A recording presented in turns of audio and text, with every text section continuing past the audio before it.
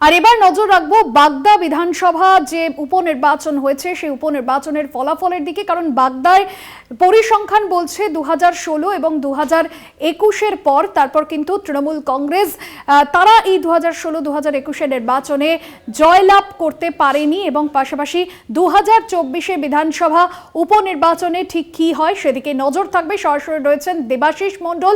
দেবাশিস, প্রথম রাউন্ডের গণনা ইতিমধ্যে কি চলছে না শেষ হয়েছে, কি জানতে পারছো, ট্রেন্ড কি বলছে? দেখো, আমি তোমাকে বলি যে ইতিমধ্যেই কিন্তু প্রথম রাউন্ড গোনা শেষ হয়ে গিয়েছে এবং প্রথম রাউন্ড গোনার যেটা জানা গেছে যেটা প্রায় 251 ভোটে কিন্তু তৃণমূল কংগ্রেস এগিয়ে রয়েছে। বিশেষ করে যে সিন্দানি গ্রাম পঞ্চায়েত, সেই গ্রাম পঞ্চায়েতে আমরা দেখতে পাচ্ছি যে তৃণমূল কংগ্রেস এখানে কিন্তু এগিয়ে রয়েছে। গত 1.5 মাস আগে যে লোকসভা নির্বাচন হয়েছিল সেই নির্বাচনে কিন্তু এই যে বিজেপি এই বাগদা বিধানসভা কেন্দ্র থেকে প্রায় 20,600 ভোটে এগিয়ে ছিল, কিন্তু এবার কিন্তু আমরা প্রথম রাউন্ডের গোনা শেষে আমরা কিন্তু দেখতে পাচ্ছি যে তৃণমূল কংগ্রেস এগিয়ে রয়েছে।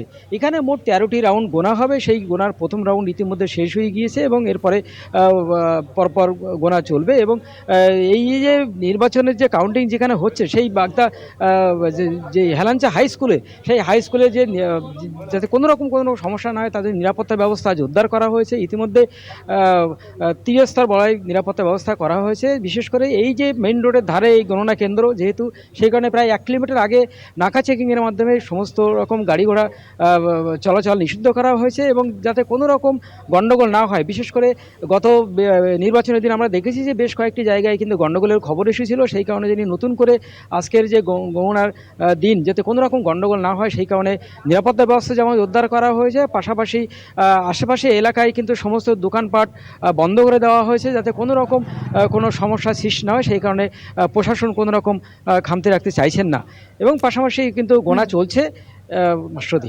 দেবাশিস, তৃণমূল প্রার্থী হচ্ছেন মমতা বালা ঠাকুরের মেয়ে মধুপর্ণা ঠাকুর। সে জায়গায় এই তৃণমূলের জয়ের ক্ষেত্রে বিষয় কতটা ফ্যাক্টর হবে, মতুয়া ভোট ব্যাংক কতটা প্রভাব ফেলতে পারে?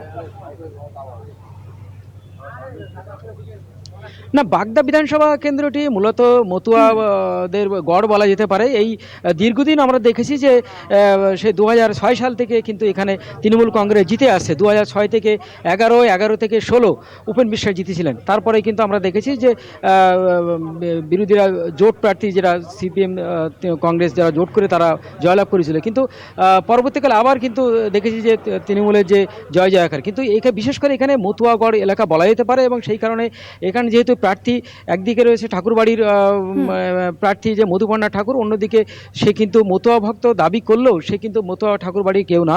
ফলে স্বাভাবিকভাবেই কিন্তু মধুপর্ণা ঠাকুর কিন্তু কিছুটা হলেও এগিয়ে রয়েছে, যেহেতু যে মতুয়া গড় বলে পরিচিত এই বাগদা বিধানসভা এলাকায়। এবং সেটা কিন্তু আমরা প্রথম রাউন্ড শেষেই কিন্তু আমরা দেখতে পাচ্ছি যে মধুপর্ণা ঠাকুর কিন্তু এগিয়ে রয়েছে। এবং সেক্ষেত্রে পাশাপাশি জানতে চাইব 2019-এর লোকসভা নির্বাচন থেকে সদ্য সমাপ্ত যে লোকসভা নির্বাচন সেখানে কিন্তু মতুয়া ভোট অনেকটাই গিয়েছে বিজেপির ঝুলিতে। বিজেপি প্রার্থী তিনি কতটা জয় নিয়ে আত্মবিশ্বাসী বা বিজেপির ট্রেন্ড এখনো পর্যন্ত কি বলছে?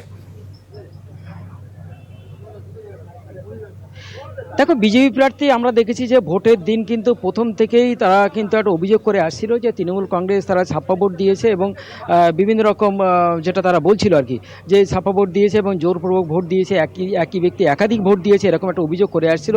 তো সেই সময় আমরা দেখেছিলাম যে মধুপর্ণা ঠাকুর তিনি যেটা অভিযোগ দাবি করেছিলেন যে যেহেতু বিজেপি এখানে হেরে যেতে পারেন এবং হারের ভয়েই তিনি কিন্তু এই কথা বলছেন এবং সেই কথা কিন্তু এক হিসেবে বলা যেতে পারে যে সত্যি হতে চলেছে যে লোকসভা ভোটে যে ফল ছিল বিজেপির পক্ষে, বিধানসভা ভোটে কিন্তু সেই ফলাফল নাও যেতে পারে। এটা আমরা কিন্তু প্রথম দিনে ভোটের যে ভোটের দিন আমরা জানতে পেরেছিলাম যে মোটামুটি জানা গিয়েছিল যে হয়তো তৃণমূল কংগ্রেস এখান থেকে জয়লাভ করতে পারে। একদমই দেবাশিস, সময় যত এগোবে অবশ্যই ফলাফল এবং গণনার প্রক্রিয়া যত এগোবে তত স্পষ্ট হবে। এখনো পর্যন্ত যে ট্রেন্ড বলছে তৃণমূল কিন্তু এগিয়ে রয়েছে বাগদাতেও। ধন্যবাদ জানাবো দেবাশিস মণ্ডল, আমাদের প্রতিনিধি ছিলেন ফোন লাইনে। এবং ইতিমধ্যে প্রথম রাউন্ডের গণনা শেষ হয়েছে। বিধানসভা যে কেন্দ্রগুলিতে উপনির্বাচন হয়েছে সেখানে এগিয়ে রয়েছে তৃণমূল কংগ্রেস।